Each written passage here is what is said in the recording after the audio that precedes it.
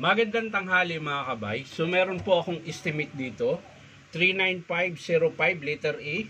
So ang model nito mga kabay dito 5032. Rotary hammer na DeWalt. 2 mode dito mga kabay. Meron siyang drill tsaka hammer. So ito mga kabay, gumagana siya pero puro siya reverse.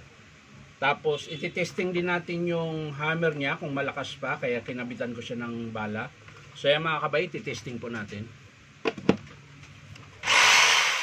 Ayan po, puro reverse na lang siya. Ayan. Kapag ilagay natin sa forward mga kabay, ayan, wala po siyang power. Pero pag naka-reverse siya, ayan, meron. So iti-testing natin yung hammer mga kabay kung meron pa. So yan, lagay natin sa hammer, ayan, nakadiretso po yan. So ibig sabihin naka-hammer yan. Kapag nakaangat po siya dito, drill po yan. Ayan. So yan, naka-hammer po yan.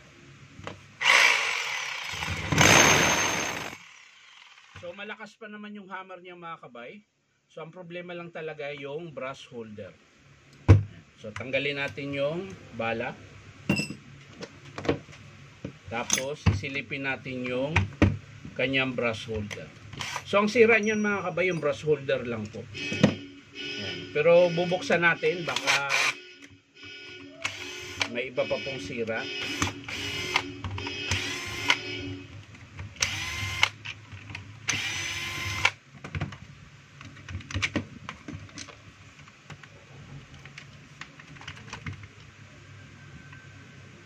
Ayan, tanggalin natin.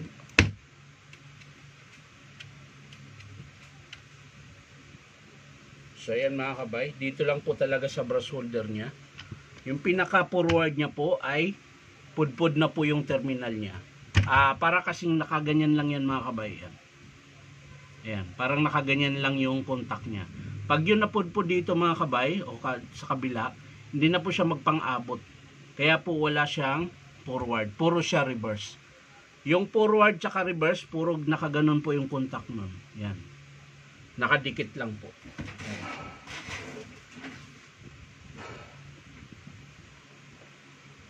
So yan, papakita ko sa inyo mga kabay. Ito yung sample. Ayan, sisirain ko po ito dahil sira na po ito. Papakita natin yung kanyang contact. Yan. Yan po yung contact niya mga kabay. Ito po kung mapapansin nyo, yan, papansin nyo po nangitim sa kabila, ayan, hindi naman siya gaano pero may itim din. Ganito po nangyari sa forward niya, yan, nangitim na po at pudpud yung kanyang terminal. Kaya po pag nakatapat siya sa forward, hindi po siya nagana.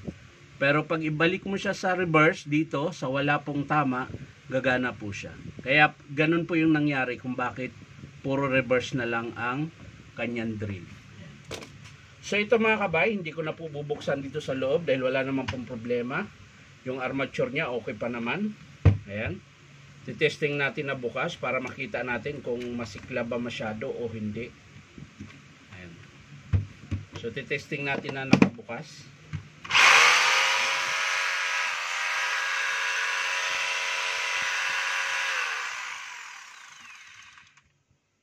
So, lagay natin sa forward. Ayan po. Wala na po siyang power. So, yun lang po talaga ang sira nyo mga kabay. Yung kanyang reverse. Ayan. So, ibabalik na natin ito mga kabay. At papakita ko sa inyo mga kabay kapag in-approve ito ng customer. Dahil sigurado po i-approve ito. Dahil reverse, forward lang naman po ang sira.